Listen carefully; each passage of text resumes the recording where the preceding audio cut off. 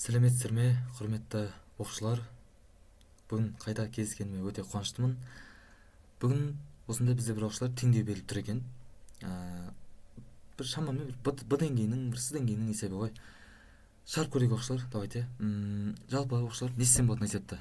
Жалпы есепке қараймын. Ең бірінші ойыма түсетін не нәрсе оқушылар? Төртеуін біріне көйтіп отыру точно бізге жарамайды оқушылар. Енді бізде мына нәрсе бар, қараңыздар. Қайсысымен қайсысын көбейтсем болады? Бірінші мына екеуін көбейтейін ба?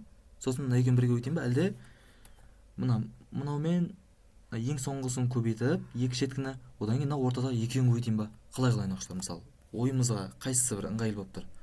Маған ыңғайлы болып тұрған мынау екен. X-ті x минус 3-ке көбейтейінші. X-ті x минус 3-ке көбейтейін. Одан кейін x минус 1-ді x минус 2-ке көбейтейін. Ол тең болады екен 15-ке. Так, енді мына екеуін көбейтетін болсақ, не болады оқушылар бізде? X квадрат азайтылған 3x көбейтесің. Мына екеуін бір-біріне көбейтетін болсақ, ол бірден көбейте салайын. X квадрат азайтылған 3x қосылған 2 болады екен. Ол тең 15-ке екен оқушылар. Енді бұдан ары қарай не істесем болады оқушылар? Бұны ары қарай не істесем болады? Уже көрініп тұр, жаңа айнымалыға келтірсем бола ма? Жақшанышпай ақ қойыңыздар, олға 4 дәреже болып қиналып қаламыз. Жаңа айнымалыға алсам болады. Мына x квадрат азайтылған 3x-ті a дейтін болсам, мына біреу a тең болса, a көбейтілген, мына біреу тоже a ма? Сонда a плюс 2 тең 15 екен оқушылар. Так, сонда жақшанышатын болсам, a квадрат қосылған 2a тең 15. 15-і мына жаққа өтсетін болсам оқушылар. Так, калькулятор ашып алайын қазір бірден дискриминантқа қарай. Сонда a квадрат азайтылған қосылған 2a минус 15 тең 0. Демек, a тең болады. Дискриминант кереміз екен оңнаған, бетпен көрейік.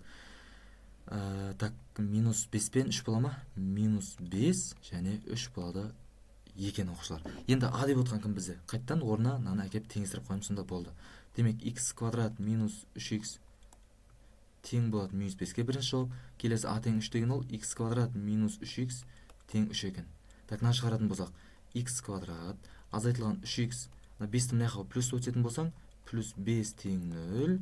Так, бұның дискриминанты қалай болайын тұр оқушылар? Дискриминант қазір 9 азайтылған 20, ол кіші 0-ден ғой, демек оның жауап жоқ екен. Енді мына шығарып көрейік. 3 мына өтетін болсам, x квадрат азайтылған 3x азайтылған 3 тең 0. Так, бұның дискриминанты тең 9 қосылған 4 көбейтілген 3, ол бізде 21 бола ма? Демек, x-тің тең болады екен 3 плюс минус түбір астында 21 бөлінген 2 болады екен. X-тің жауабы осы екен. Ол қай жауап бізде? Ол a жауап болады екен оқушылар.